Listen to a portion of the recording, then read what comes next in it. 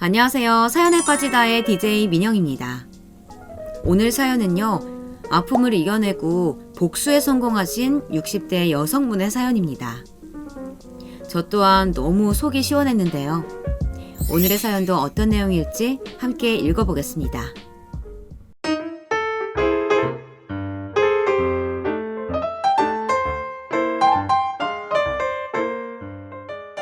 안녕하세요. 저는 60대 이후로 하루도 마음 편한 적이 없었던 이 씨입니다. 분통 터지는 제 마음속 시원히 말하고 싶어서 이렇게 사연을 남깁니다.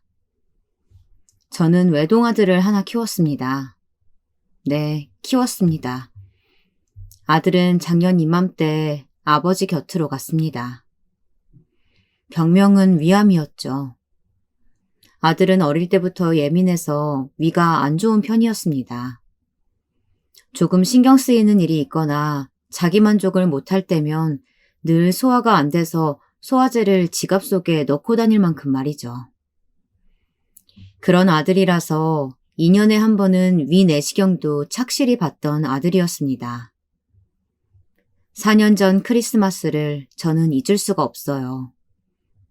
저희 아들 부부는 저희 집에서 같이 살고 있었습니다. 아들은 인테리어 사무실을 했었는데 일이 꼬여서 받아야 할 돈을 못 받고 줄 돈을 대출을 해서 주고 나니 점점 빚만 늘어 집을 유지할 수가 없었습니다. 아마 저희 집에 오기까지 아들이 얼마나 힘들었을까요? 그래서 그런 못쓸병에 걸린 거겠죠. 아무튼 당시 우리 아들 부부와 손자 한 명이 저희 집에 와서 같이 살고 있었습니다. 연말이라서 다 같이 외식을 하기로 한 날이었어요. 아들이 저녁 시간이 되어도 오지 않는 겁니다. 금요일 저녁이라 일이 늦어지나 아니면 오다가 무슨 사고라도 난 게 아닐까 가슴 졸이면서 기다렸습니다. 한 번도 아들의 취한 모습을 본 적이 없었는데 그날따라 만취한 아들은 12시가 넘어서 집에 들어왔습니다. 여보, 전화도 안 받고 어머니랑 나랑 얼마나 자기 연락 기다렸는 줄 알아? 어디서 술을 이렇게 마시고 왔어? 나한테 미리 전화 한 통 해주지. 그래, 승준아.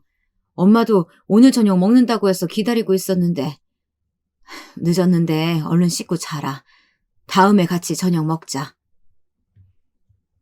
그런데 방으로 들어가려고 하자 아들이 펑펑 울기 시작하는 겁니다. 너무 서럽게 우는 아들을 보니 겁이 났습니다. 엄마, 나 어떡해? 나 이제 어떻게 해야 돼? 나 어떡해?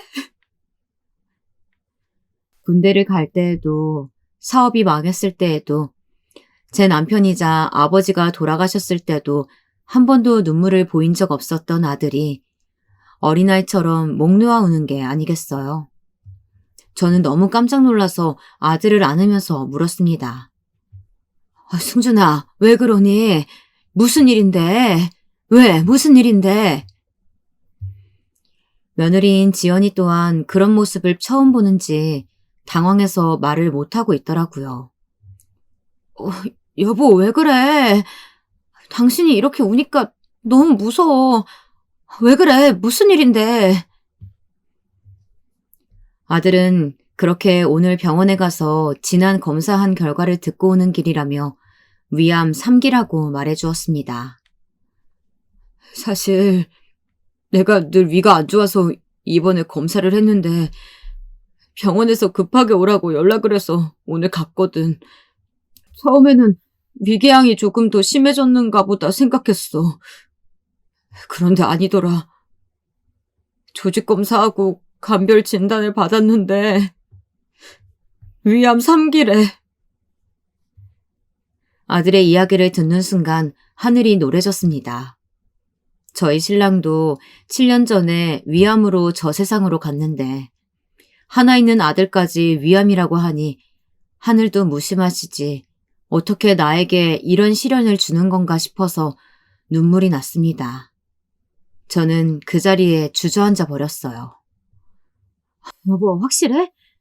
내일 당장 유명한 병원에 가보자. 자기 우리 동네 작은 병원에 갔잖아. 대학병원에 가면 수술하면 괜찮을 거야. 당신 아직 젊어서 괜찮을 거야. 우리 아들 어떡하라고. 포기하면 안 돼. 어머니, 이 사람 데리고 방으로 들어갈게요. 며느리는 술에 취해 울고 있는 아들을 데리고 방으로 들어갔습니다. 그날 밤 한숨도 잘 수가 없었습니다. 어떻게 해야 하나, 왜 우리 아들이 그런 몹쓸 병에 걸려서 남편 또한 마지막에 정말 힘들어했던 모습이 생각났습니다. 저희 신랑 또한 위암에 결국 전이가 되어 수술하다가 마지막 인사도 못한 채 떠났습니다. 그 당시에도 정말 정신을 차릴 수가 없었는데 아직 40대인 아들이 위암이라니 정말 뭐라 표현을 해야 할지 정말 엄마인 내가 대신 아파주고 싶다는 말이 절로 나왔습니다. 많이 아플 텐데 우리 아들 어떡해 라는 말만 입에 맴돌았어요. 그렇게 밤새 고민을 하다 아침이 되어서 아들에게 제가 찾은 위암 전문의를 종이에 적어주었습니다. 어머니가 밤새 찾아보신 거예요? 어머니까지 쓰러지시면 안 돼요. 제가 아침 차릴게요. 죽이라도 먹고 힘내야죠. 여보도 죽이라도 먹어. 그렇게 죽어가는 표정 하지 말고. 우리 병원 다시 가보자. 다른 의사는 다른 진단을 할 수도 있어. 며느리는 죽을 것 같은 저희에게 힘을 내라고 했습니다. 아직 아무것도 정해지지 않았고 요즘은 기술이 좋아서 잘 관리만 하면 아무 문제 없다고 안심시켜 주었습니다. 며느리는 저에게도 힘내기 위해 식사는 꼭 챙겨 드시고 좀 주무시라고 하고는 유명 병원에 전화를 돌리며 일일이 예약을 잡았습니다. 평소 무뚝뚝하고 본인 할 말만 하는 며느리였는데 아들이 아플 때는 나서서 신랑을 살리기 위해 노력을 하더라고요. 그런 모습이 정말 고마웠습니다. 그때는 그랬습니다. 왜 제가 이런 말을 하는지 끝까지 잘 들어주세요. 그렇게 일주일 뒤 아들은 하고 있던 인테리어 공사를 후배에게 넘겨준 뒤 일을 마무리하고 있었습니다. 그리고 유명하다는 대학병원에 다니기 시작했어요. 다행히 유명하다는 교수님께 수술을 받을 수 있었고 어떤 분이 수술을 포기해서 빠른 시간 내에 수술을 받을 수 있었습니다. 암이라는 게 그렇더라고요. 수술을 잘하는 게 1번이요. 2번은 항암 치료였습니다. 수술보다 고통스러운 게 바로 이 항암 치료였어요.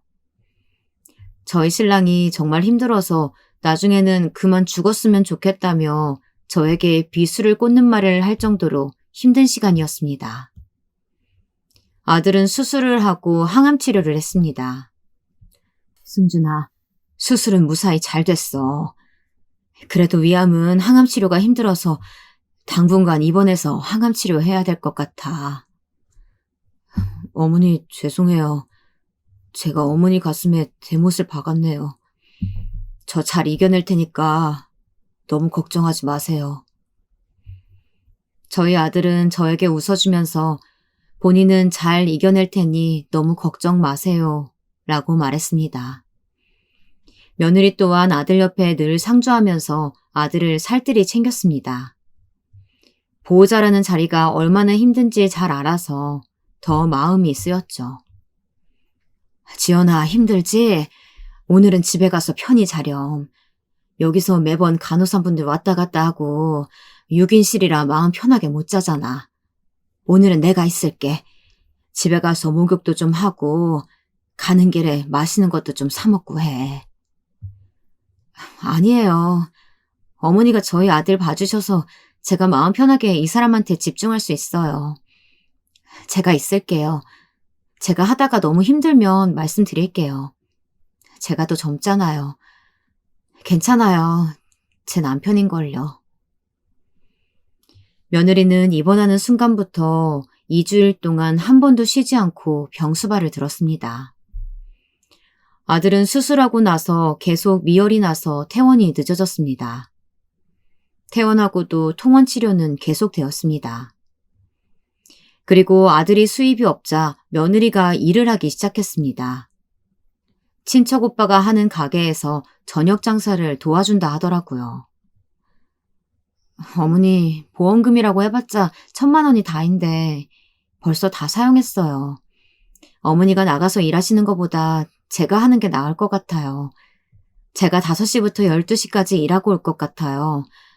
저희 고모네 아들인 사촌 오빠가 옆 동네에서 고깃집을 해요. 제가 가서 일할게요. 아는 사람이라 신랑 병원 가는 날은 빠질 수 있게 양해해 주신다고 했어요. 며느리가 갑자기 일을 시작한다는 게 얼마나 어려울지 상상이 가더라고요. 하지만 허리 디스크가 있는 60대인 제가 할 수 있는 일은 너무나 한정적이었습니다. 그리고 집에 누구 하나는 있어야 손자도 케어하고 아들도 케어할 수 있기에 저는 며느리에게 고생한다고 하면서 집안일은 신경 쓰지 말고 일하라고 했습니다. 그렇게 저는 모든 집안일을 도맡아서 하기 시작했습니다. 아들은 위절제술을 하고 나서 더 예민해졌고 우울증까지 왔습니다. 항암 치료는 받는 사람도 힘들지만 옆에서 지켜보는 사람도 지치는 병이더라고요. 특히 모든 음식을 토하니 아들은 점점 살이 빠졌습니다. 그러다 다시 입원하기를 반복하였어요. 그 사이에 손주 녀석은 공부를 잘해서 장학금을 받고 기숙사 중학교에 들어갔습니다. 집에서는 모든 관심이 아빠한테 집중되어 잘 챙겨주지도 못했는데 대견하게 자기 앞길을 찾아가더라고요. 그렇게 시간이 흘러 항암 4차 치료를 할 때였습니다. 아들을 데리고 대학병원에 갔습니다. 매일 밤늦게까지 일하고 오는 며느리에게 병원까지 무리시키고 싶지 않았거든요. 항암제는 말초신경이 손상돼서 원인은 알 수 없는 신경통증을 간혹 호소하시는 분들이 있으신데요. 승준 씨 같은 경우가 그런 경우입니다. 암 환자분 자체가 면역력이 바닥이기 때문에 통증을 더 심하게 받아들일 수 있어요. 하지만 여기서 항암치료 중단하면 암세포가 다시 분화해서 결국 치료가 힘들게 될 겁니다. 어떻게 하시겠습니까? 아들은 항암 치료를 너무 힘들어했습니다. 머리 빠지는 것부터 구토를 계속하다 보니 입원해서 영양제를 달고 있어야 했습니다. 아들은 항암 치료를 그만하고 싶다고 하더라고요. 엄마, 너무 지치고 힘들어요. 항암 그만하고 싶어. 승준아, 조금만 더 해보자. 아들도 생각하고 엄마도 생각해서. 엄마가 아픈 거 아니잖아. 정말 너무 힘들어. 다 포기하고 싶어. 여보, 항암 치료 안 하면 어떻게 하려고. 힘든 거 알지. 하지만 그렇다고 이대로 죽을 거야? 나랑 우리 아들은 어떻게 살라고. 자기 하나 살려보겠다고 밤에 고생하면서 일하고 있어. 그런데 지금 항암치료 그만하고 싶다고 말하는 거야? 아들 마음도 누구보다 보호자 입장이었던 며느리 마음도 너무나 이해가 갔습니다. 몇 년 전 제가 그랬거든요. 하루하루 아픈 남편을 대신해 직장을 다니면서 돈 벌면서 남편 케어에 아들 케어에 하루에 몸이 10개라도 부족했고 그나마 신랑이 사망보험금부터 각종 암보험을 3억이라는 큰돈을 넣어두었기에 지금 이만큼 살 수 있었습니다. 그것도 병원비로 1억 이상을 썼지만요. 저는 울면서 며느리 손을 잡으며 말을 했습니다. 준이가 그렇게 말해서 화가 나지? 나도 그랬어. 네가 지금 몸도 힘들고 마음도 힘들어서 그래. 우리 아들이 아파서 미안하다. 지연이가 고생이 많아. 내가 그 마음 다 알아. 우리 승준이 일어날 거야. 나도 옆에서 잘 케어하고 있을게. 어머니, 저 사람 어떡해요?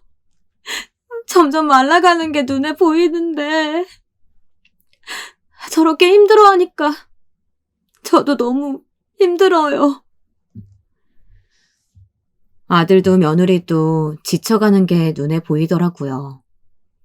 하지만 아직 40대인 아들을 포기할 엄마가 누가 있을까요?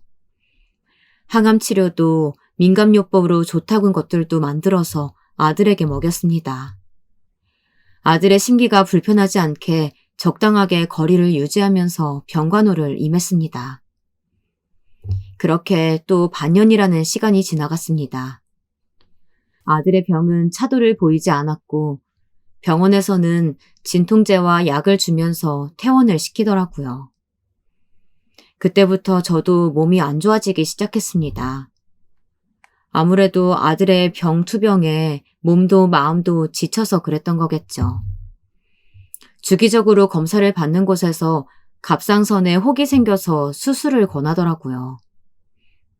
지금 당장 아들이 이 상태라고 말하고 저 말고는 아들을 케어할 사람이 없다고 하니 의사 선생님이 먼저 약물 치료를 해보자 말씀하셨습니다. 제가 몸에 이상이 생기니 아들도 그렇고 며느리도 손자도 어떻게 해야 하나 생각이 많아졌습니다. 저는 제 동생에게 전화를 걸었습니다. 오늘 병원에 갔는데 갑상선 수치가 너무 안 좋아서 약 먹기로 했어. 약물 치료해보고 안 좋으면 수술해야지.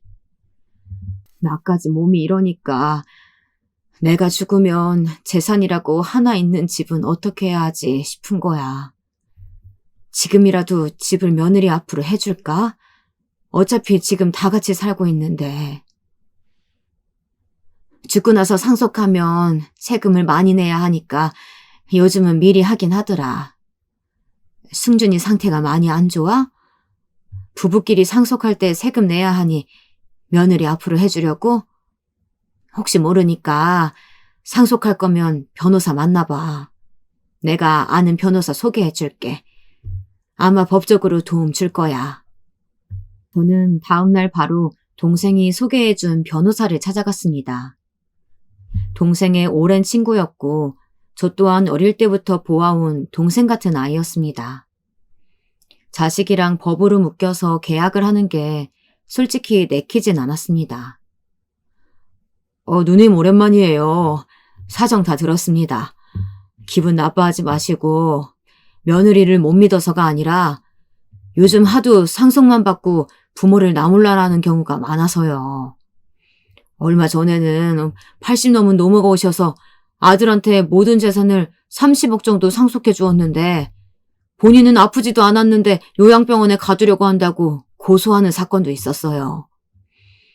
그래서 아들이건 며느리건 요즘은 효도 계약서라는 걸 쓰는 편입니다. 누님도 며느리분이랑 와서 작성하고 가시죠. 부모 봉양은 당연했던 저희 시대와 다르게 요즘은 그렇다고 하더라고요. 아시는 분들은 아시겠지만 효도 계약서는 자녀나 가족에게 부양 조건을 걸고 재산을 증여하는 것인데요.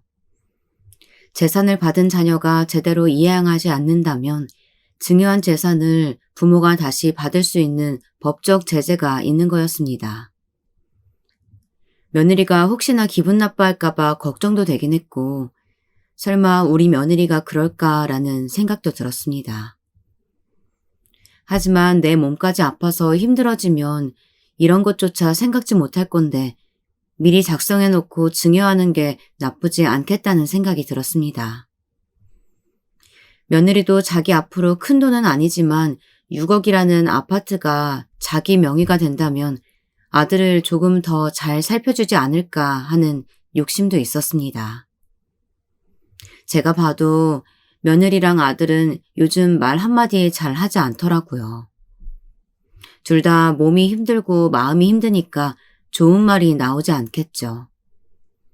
이 일로 부부 사이가 조금이나마 나아지길 바라는 마음도 컸습니다. 이때만 해도 아들이 이렇게 빨리 저 세상으로 가버릴지 몰랐으니까요. 그날 저녁 저는 아들 부부를 불렀습니다. 사람 일은 어떻게 될지 모르니까 내가 이 집을 지연이 이름으로 증여하려고 해. 그간 우리 승준이 아파서 많이 힘들었을 텐데 묵묵히 가장 역할까지 잘 해줘서 고마워.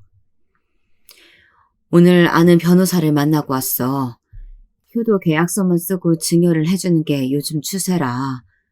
물론 지연이가 증여받고 나몰라라 하는 그런 나쁜 며느리가 아니라는 거 알지만 변호사인 동생이 꼭 쓰라고 해서 여기 읽어보고 사인만 하면 돼. 어머니, 저 못 믿으세요?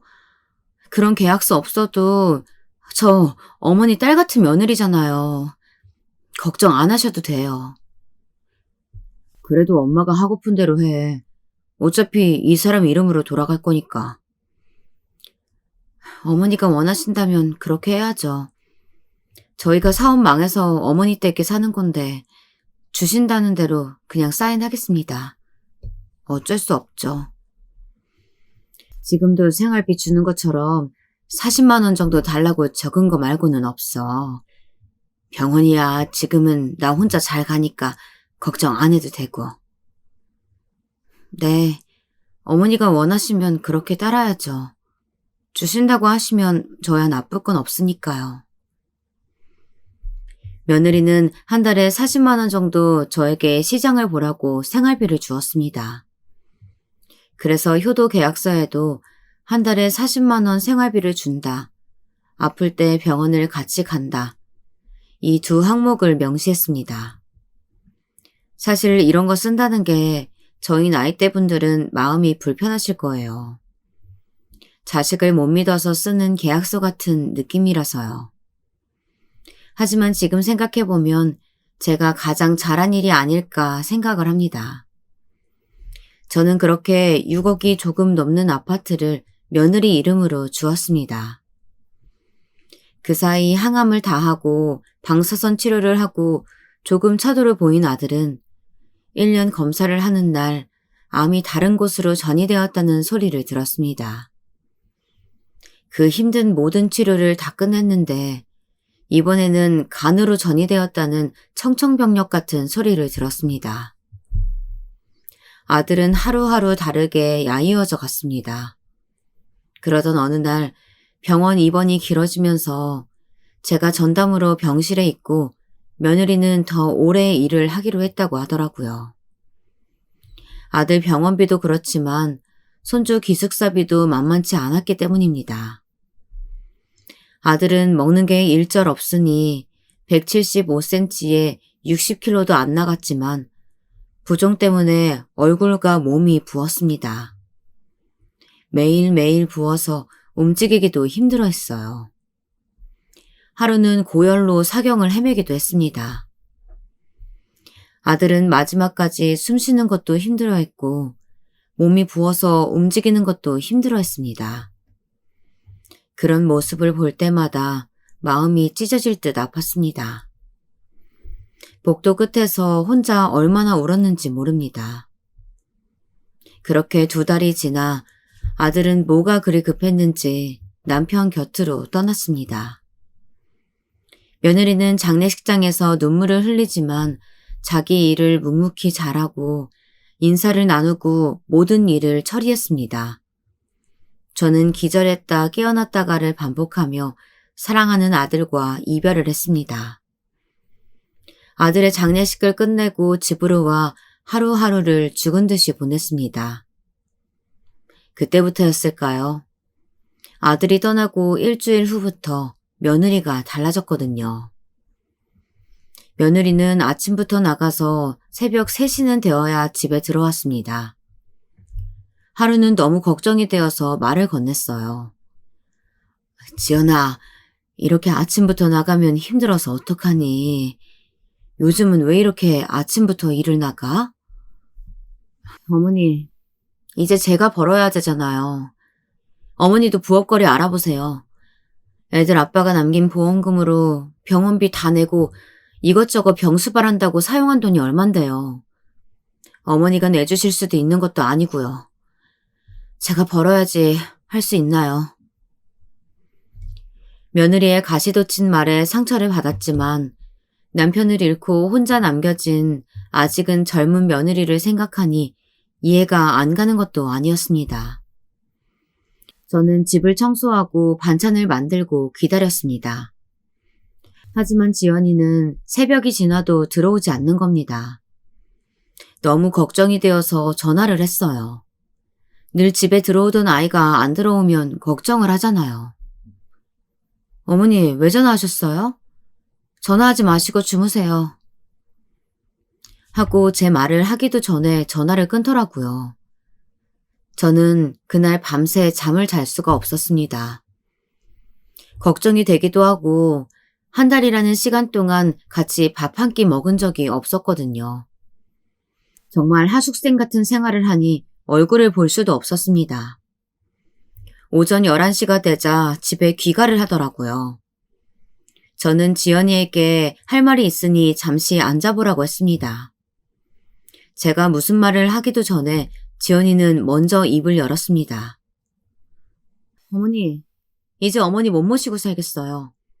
저는 이사 갈 테니까 어머니는 어머니 살 길 찾아가세요. 아니, 너 우리 아들 하늘 날아간 지 한 달 지났다고 이렇게 나를 나몰라라 하는 것이야? 내가 같이 산다고 해서 이 집도 네 앞으로 해주었는데. 그건 제가 달라고 한 거 아니잖아요. 어머니가 주신다고 한 거고 어머니 얼굴 보면서 평생 혼자서 늙어갈 생각 없어요.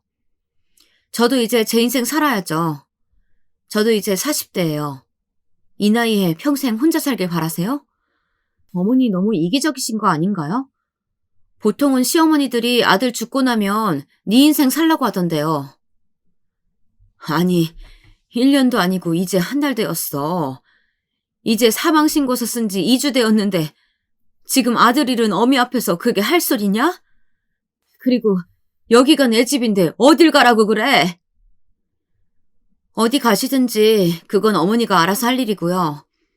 오늘부터 전 일한다고 집에 잘 못 들어올 것 같아요. 남편 사망보험금이라고 해봤자 5천만 원인데 그걸로 어떻게 살겠어요. 어머니처럼 안 늙으려면 지금 열심히 일해서 돈 모아야죠. 아니, 어떻게 그런 말을 할 수가 있어? 자식 잃은 부모 마음을 네가 아니? 어쨌든 이제 밤에 안 들어와도 신경 안 쓰시고 어머니 인생 어떻게 살지 정하세요. 저는 어머니 가족이 아니잖아요. 승준 씨도 없으면 이제 남이죠. 아니, 내가 지년 몇 년간 너희한테 얼마나 잘했는데 너희 집 어려워서 우리 집에 같이 살면서 눈치 한 번 준 적 없어. 그런데 나보고 나가라고 하면. 제 말이 끝나기도 전에 며느리는 집을 나갔습니다. 일주일 동안 들어오질 않더군요. 간혹 들어와서 샤워하고 옷가지를 챙겨서 나갔습니다. 괜히 말을 걸면 또 나가라고 할 것 같아서 아무 말 하지 않았어요. 남편이 죽고 마음이 심란해서 그런가, 아니면 화가 나는데 풀 곳이 나밖에 없어서 그런가.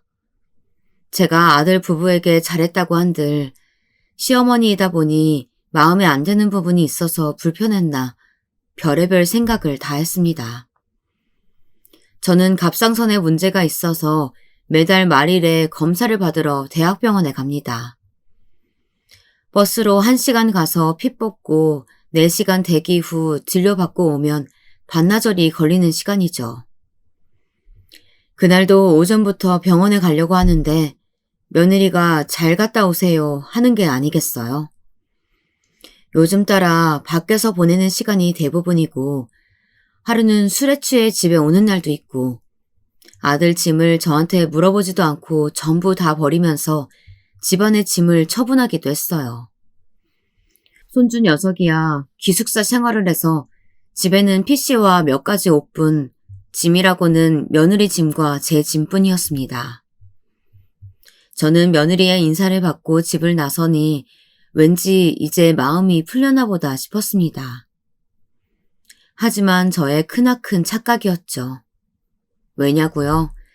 지금부터 잘 들어보세요.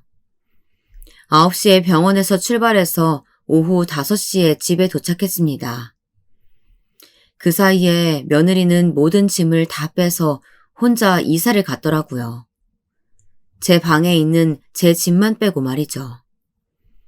그리고 황당한 건 그 사이에 이 집을 팔았고 가스, 전기까지 모두 끊어놨더라고요. 저는 집으로 돌아왔을 때 정말 놀랐습니다. 사람이 너무 놀라면 일시정지가 된다고 하잖아요. 숨쉬는 방법까지 잊어버릴 정도로 말이죠. 저는 관리실에 찾아갔습니다. 그러자 놀랄만한 이야기를 하더라고요. 아니 할머니 왜 아직 여기 계세요? 608호 오늘 이사 나갔잖아요.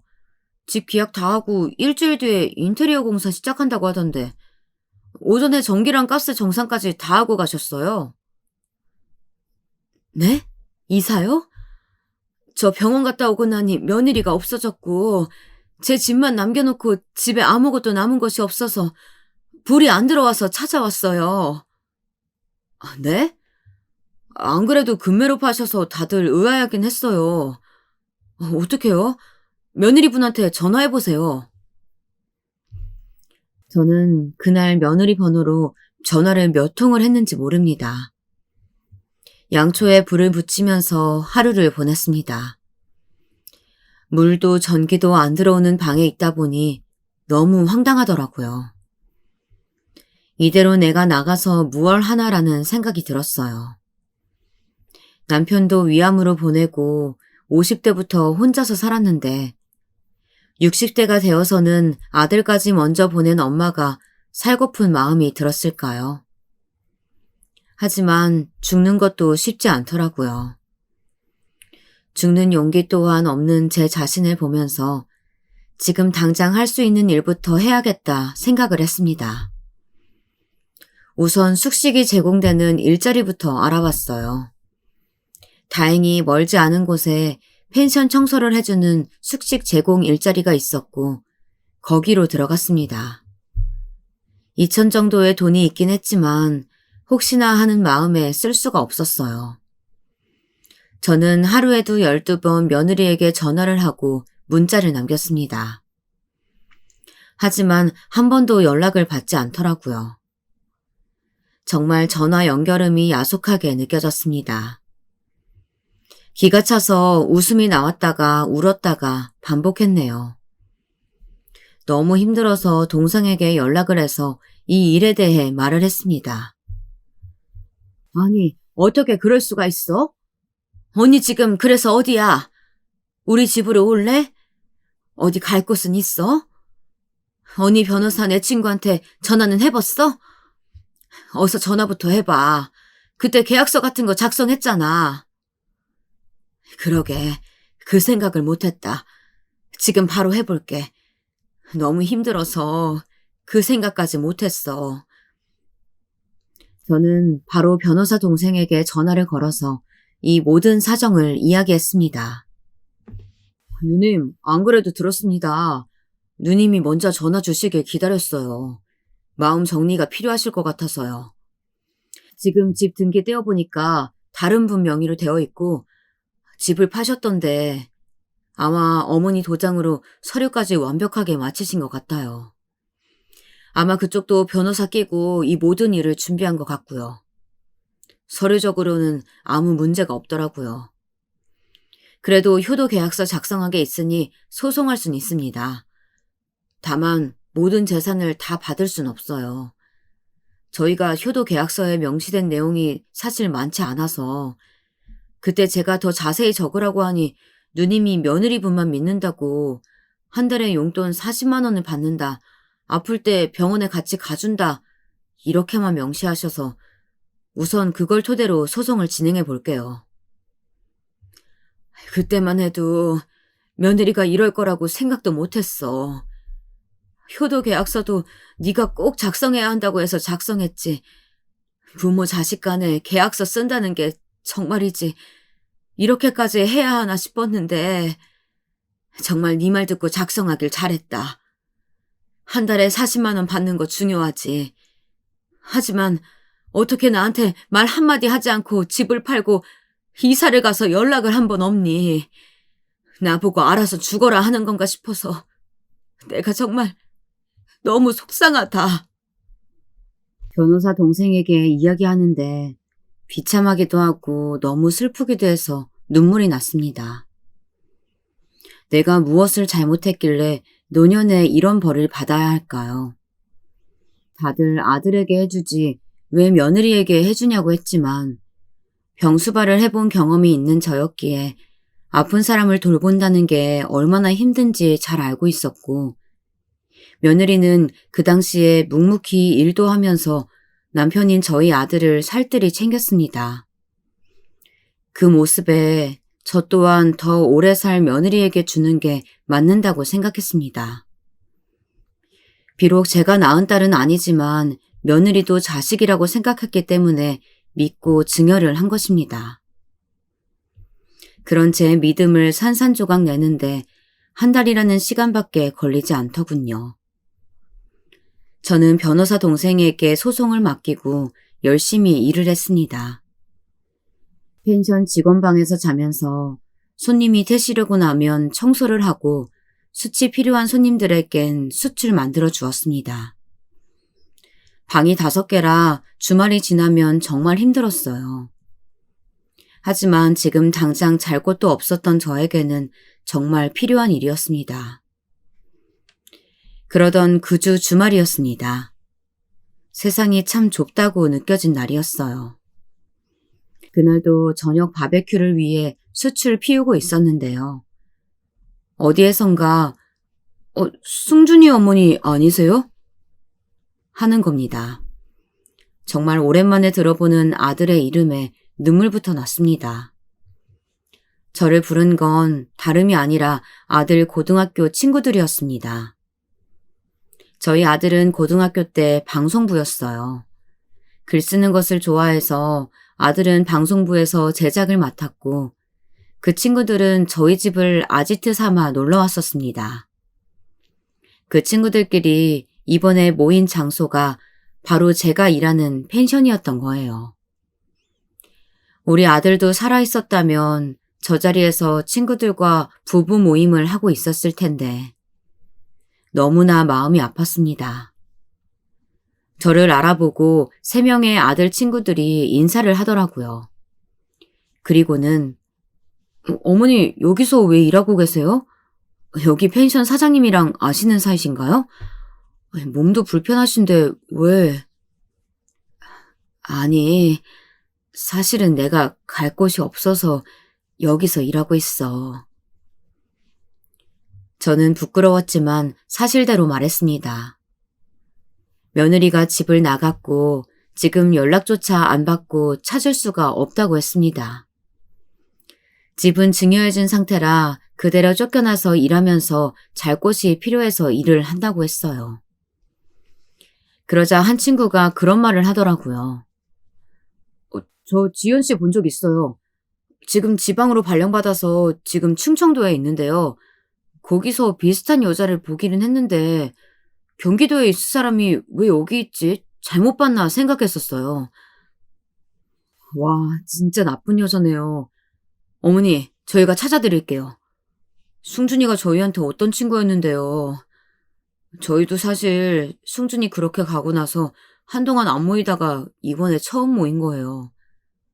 여기도 이상하게 오고 싶더니 승준이가 어머니 도와드리라고 저희를 여기로 불렀나 봐요. 아들 친구들의 따뜻한 말에 눈물이 났습니다.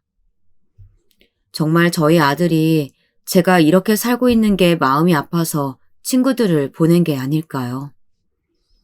아들을 먼저 보내고 며느리까지 배신해서 갈 곳을 잃은 엄마를 보면 하늘에서 얼마나 가슴을 아파할지.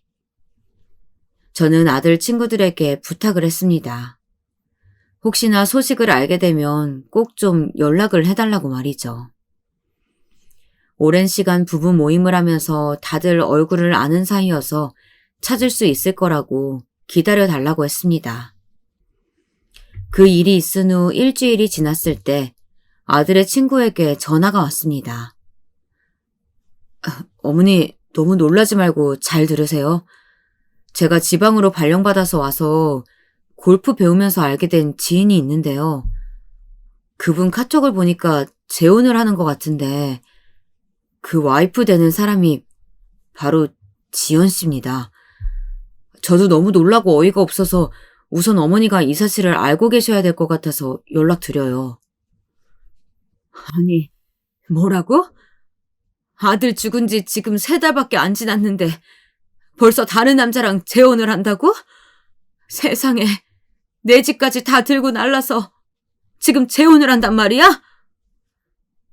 저도 그렇게 친한 분은 아닌데 카카오톡 메인 사진을 봐서 알게 됐어요. 저도 친한 사이는 아니라서 자세히는 모르지만요. 승준이가 알면 정말... 저는 너무 어이가 없었습니다. 솔직히 아들 마지막 투병할 때는 일이 너무 바쁘다, 몸이 안 좋다, 감기 기운이 있어서 괜히 면역 약한 승준 씨한테 옮길까 겁난다. 이러면서 일주일에 1~2번 병실에 들린 게 다였습니다. 그때 바람이 났나 보죠. 그러다 일도 간두고 그 남자 따라 지방까지 내려간 거였습니다. 사실 지연이가 사라지고 사촌오빠 가게에 제일 먼저 찾아갔습니다.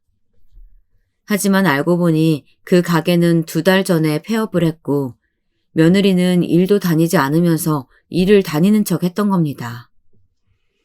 그냥 한 달에 생활비 40만 원 정도 받는 거 말곤 며느리가 알아서 돈 관리를 해서 아들 보험금부터 신경 쓰지 않았습니다.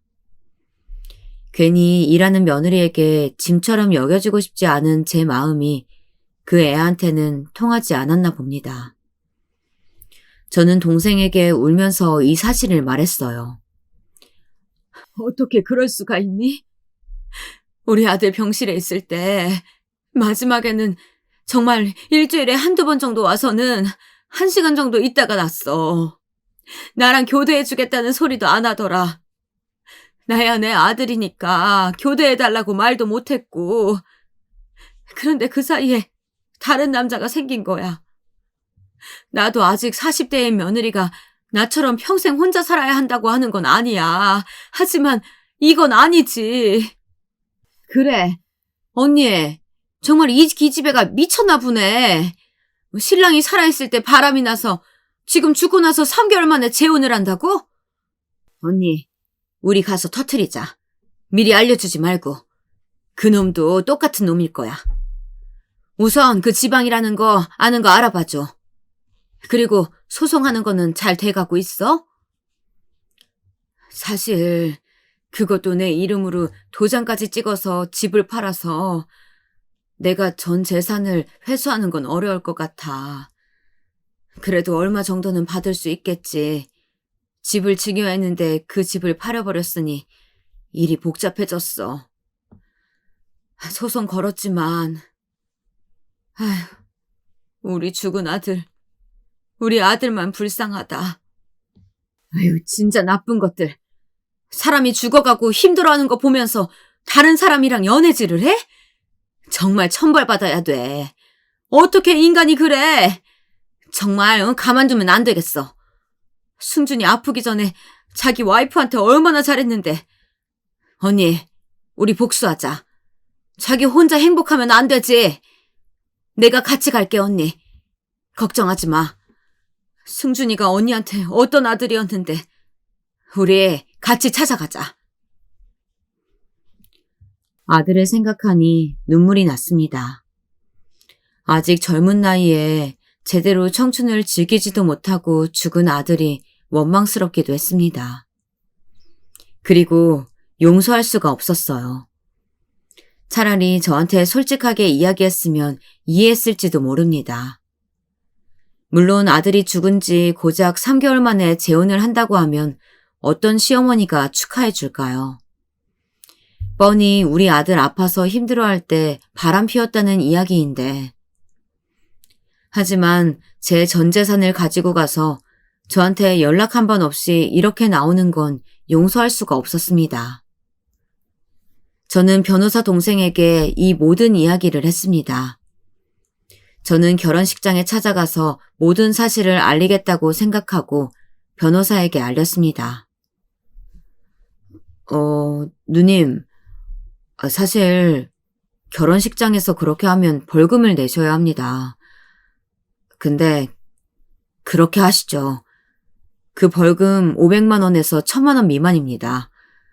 이대로 넘어가기에 누님이 화병 날 것 같아요. 변호사 입장에서는 안 된다고 하는 게 맞는데요. 법적 싸움이 더 힘들어지니까요. 명예훼손죄로 소송 들어올 수 있어요. 하지만 인간으로서 저도 아들을 가진 아비로서 누님이 명예훼손으로 고소 들어오면 제가 법으로 싸울게요.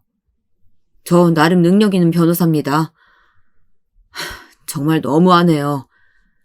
우선 아들분이 죽기 전에 그 며느리가 바람 피웠다는 증거만 있으면 더 유리할 것 같아요. 저는 저에게 이 사실을 알려준 아들 친구 동준이에게 부탁했습니다. 사정이 이래서 법정 소송을 가려면 사실 확인이 필요하다고요. 그 친구는 우선 카톡 메인 사진에 있는 두 사람이 함께 있는 사진 날짜, 인스타에 나온 두 사람 사진 날짜별로 정리해서 주었습니다. 아들이 죽기 3달 전부터 두 사람은 인스타에 커플 사진을 올린 만큼 연인 사이였고, 제가 밤새 기다리다 전화한 날은 여행을 갔더라고요. 그러다가 이제 재혼까지 한다는 겁니다. 아무리 다른 지방으로 이사를 갔다고 해도 같은 대한민국 아래에서 두렵지도 않았을까요? 아님 이제 사망 신고서까지 다 작성했으니 법적으로 문제가 없어서 그럴까요? 저는 내 인생을 걸어서라도 복수해야겠다 생각했습니다. 저는 며느리에게 문자를 보냈습니다. 너 요즘 행복하겠네. 우리 아들 죽어서 내 전 재산에 보험금에 거기에 다음 달 결혼까지. 내가 모를 줄 알았어? 나는 이제 잃을 게 없다. 내 재산까지 다 들고 간 너, 내 아들 사경을 헤맬 때 딴 남자랑 놀아난 너, 내가 용서하지 않을 거야. 두고 봐. 문자를 보내고 1시간이 지나서 모르는 번호로 전화가 온 겁니다. 매일 전화를 하고 문자를 보내도 답이 없었던 며느리의 목소리였습니다. 기가 찼습니다. 이제야 전화를 하다뇨. 어머니, 이게 무슨 말씀이세요? 제 뒷조사 하신 거예요? 스토킹 하세요? 제가 뭘 그리 잘못했는데요. 지금 서류상으로도 저는 아무런 문제가 되지 않아요. 제가 어머니 딸이었어도 이렇게 나오실 건가요? 제가 1년 넘게 병수발하면서 돈 벌면서 먹여 살렸으면 제가 할 도리는 다 했죠. 제가 아프라고 했나요? 아버지 닮아서 위암 걸려서 아픈 걸 제가 뒷바라지 다 하고 이제야 행복해지려고 하는데 왜 이런 소송까지 하시는 건데요? 돈 얼마 드리면 되나요? 넌 내가 거지로 보이지? 내가 돈 때문에 이래? 아무리 남자에 미쳐도 곱게 미쳐야지. 자기 남편 사경을 헤매고 있는데 바람 피운 걸로도 모자라서 죽고 나서 2주 만에 남자랑 여행을 가? 거기에 내 집을 나 몰래 도장까지 들고 가서 팔아놓고 나를 쫓아내놓고 지금 큰 소리 치는 거야? 너 지금 제정신이니? 너무 화가 나서 숨쉬기가 힘들었습니다. 정말 사람이 화가 극도로 나면 손이 떨리고 숨쉬기가 힘들어진다고 하더니 며느리랑 통화하면서 이러다 화가 나서 내가 죽을 수도 있겠구나 생각될 만큼 숨이 쉬어지지 않았습니다. 하지만 이대로 모든 걸 그 애한테 다 주고 끝낼 수는 없었습니다. 하늘에서 아들이 얼마나 속상해할지 어미인 내가 복수를 해줘야겠다는 생각으로 숨을 쉬었어요. 며느리는 한동안 말이 없다가 1억으로 퉁치죠. 저도 어머니를 몇 년이나 모시고 생활비 드리고 거기에 아픈 아들 대신해서 아들 키우고 지금 유학 준비까지 시키고 있어서 돈 많이 들어요. 다신 연락하지 마시고 소송도 취소하세요. 저도 변호사 고용해서 알아보고 한 일이라 법적으로 질 일 없어요. 너 지금 사과해도 모자랄 판에 무슨 말이야? 어머니도 변호사 선임하셨잖아요. 저도 저희 변호사랑 법적으로 알아보고 있으니까 저는 귀찮게 전화도 문자도 하지 마시고요. 제 인생에서 꺼져 주시라고요. 저는 제 인생 잘 살 거예요. 며느리는 제가 더는 모를 거라고 생각한 것 같았습니다. 저는 모든 증거 자료를 모았습니다. 아들 친구들이 도와주기로 했고요. 다들 용서할 수 없다는 입장이었습니다. 친구가 말기에 얼마나 아팠는지 늘 병문안을 와주던 친구들이라 자기 일처럼 도와주었습니다. 저는 그 사람 둘이 언제부터 만났는지, 그리고 내 아들이 사경을 헤맬 때 바람이 나서 불륜이었다는 글과 사진을 A4 용지에 포스터로 만들었습니다. 그리고 그 여자의 결혼식장에 뿌릴 생각이었습니다. 현수막도 제작했고요. 며느라, 우리 아들 보험금이랑 내 집은 다오. 아들이 병상에 있을 때 바람난 며느리의 재혼을 축하합니다. 저는 제 인생을 다 걸었습니다. 명예훼손으로 2년간 감옥에 간다고 해도 괜찮았습니다. 그리고 전 명예를 훼손한 게 없었고요. 실제로 아들이 아플 때 바람이 났고 내 집도 멋대로 팔고 나를 쫓아버린 것도 한치의 거짓이 없었으니까요. 저는 그렇게 그날을 기다렸습니다. 전 며느리는 강이 보이는 작은 펜션에서 재혼식을 올리더라고요. 저는 그날 도착해서 가는 길목에 현수막을 걸었습니다. 누군가가 봤는지 달려오더라고요. 며느리의 사촌오빠였습니다. 아니 아주머니, 지금 뭐 하시는 거예요? 아들 죽었다고 여기 오셔서 이러면 안 되는 거죠? 내 집 다 들고 가서 아들도 아플 때 바람 피운 며느리를 내가 왜 축하라도 해주길 바래요? 아무리 그래도 그렇지. 돌아가세요. 여기서 이러지 마세요. 나가세요. 당신 인생 똑바로 살아. 지금 와서 빌어도 시원찮은데 어디서 우리 언니한테 큰 소리야. 당장 지연이 나오라 그래. 얼마나 잘 사는지 얼굴 좀 보자. 남편 죽자마자 재혼하는 간 큰 여자 얼굴 좀 보자고. 제 동생과 아들 친구들까지 같이 와서 한 소리씩 했습니다. 그러자 일이 커졌어요. 저는 들고 온 전단지를 뿌렸습니다. 그리고 큰 소리로 확성기를 이용해서 온 사람들이 들리도록 소리쳤습니다. 내 아들 위암, 간암, 사기로 아플 때 바람 피운 며느리가 오늘 결혼합니다. 제 집을 증여해줬더니 저 몰래 팔아서 챙기고 저는 무일푼으로 쫓아낸 며느리가 오늘 결혼합니다. 여러분, 죽은 제 아들이 편히 눈 감을 수가 없습니다. 끝까지 자기 와이프가 자기 때문에 고생했다고 미안하다고 말하고 저 세상 간 아들이 눈에 밟혀서 저는 이렇게라도 해야겠습니다. 아들 죽은 지 딱 100일 됐습니다. 100일 만에 재혼하는 여자가 바로 저 여자입니다. 사람들이 웅성웅성 모이고 며느리는 새파래진 얼굴로 저를 쳐다보더라고요. 어떻게 여길 알았지 하는 표정에 손이 떨려서 부케를 떨어뜨리더라고요. 그때 저에게 저보다 10살쯤은 더 많은 분이 오셨습니다. 한복을 입으신 거 보니 아마 며느리의 새 시어머니겠죠. 지금 하신 말이 다 사실인가요? 정말 우리 아들이랑 만난 게 그쪽 아들 죽기 전 불륜으로 만난 건가요? 거기에 아드님 죽은 지 3개월 만에 지금 재혼한다는 거 그거 맞나요? 제가 잘못 들은 거 아니죠? 아들, 당장 이리 와. 전 며느리의 새 남편이 될 남자도 이 사실을 처음 아는 것 같았습니다. 안절부절 못하는 건 모든 사실을 알고 있던 며느리와 그 사촌 오빠 부부, 그리고 친구 한 명뿐이었습니다. 그 남자는 어이없어 하면서 지연이를 부르더라고요.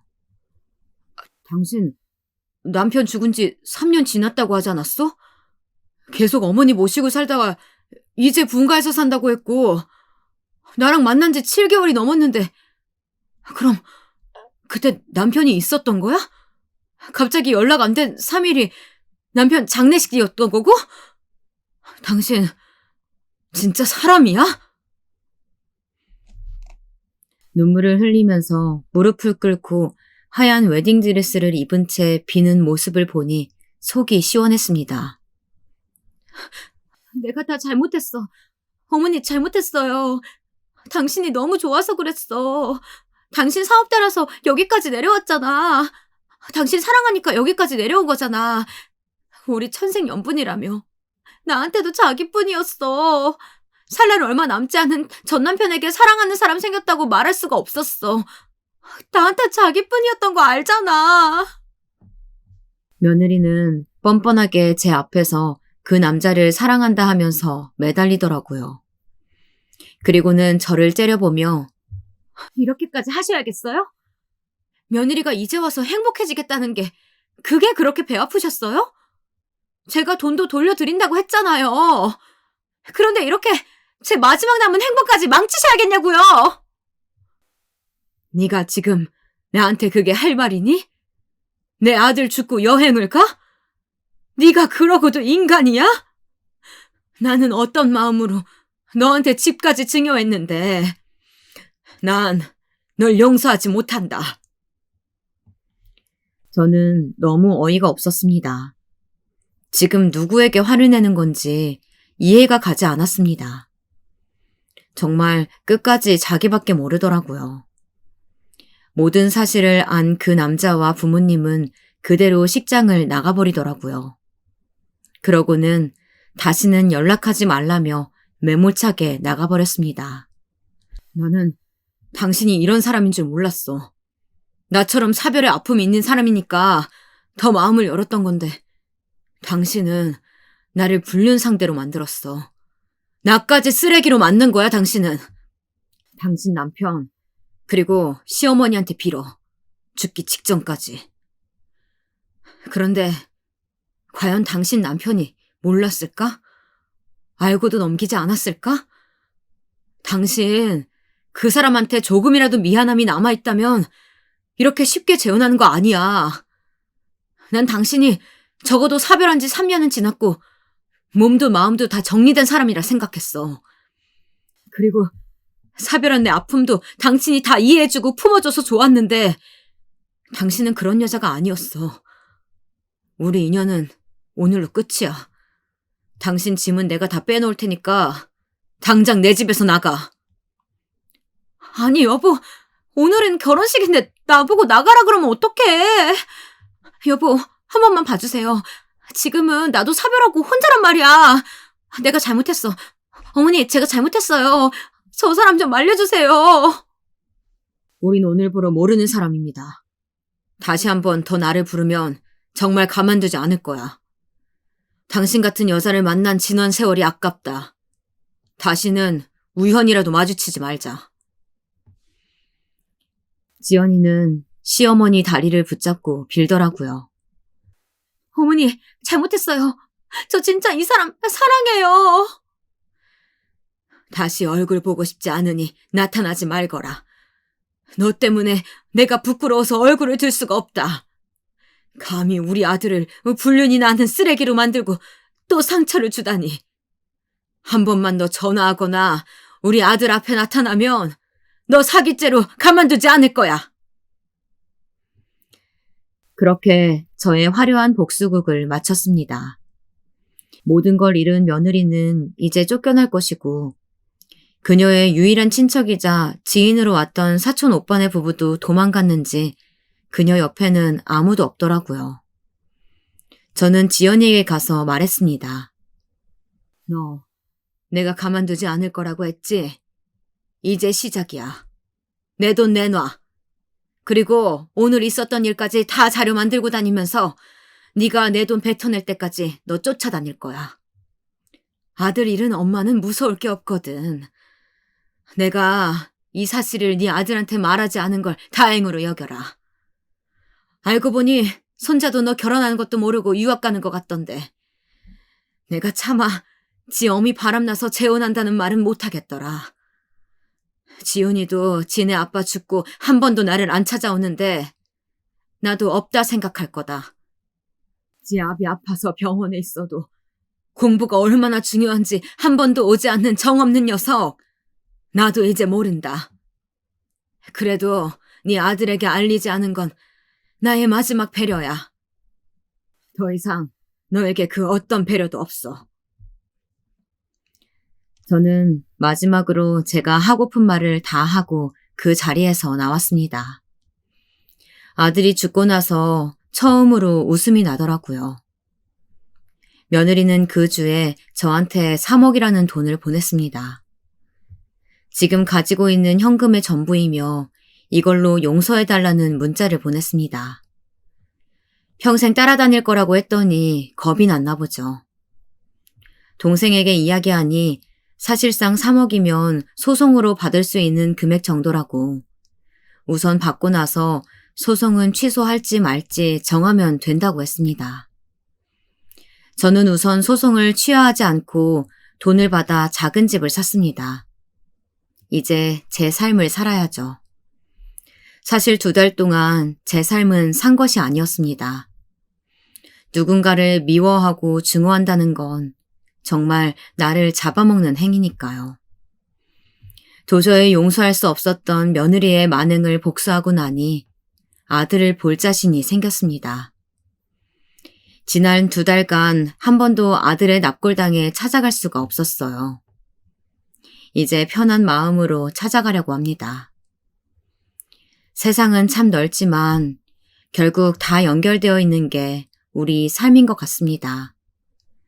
남의 마음에 상처내고 불륜을 저지르고도 당당히 구는 그런 사람은 되지 맙시다. 마지막으로 효도 계약서는 꼭 상세하게 작성하세요. 사람 일은 모르니까요. 괜히 아들, 며느리, 딸 눈치 보고 작성하시면 안 돼요. 제 사연 끝까지 들어주셔서 감사합니다.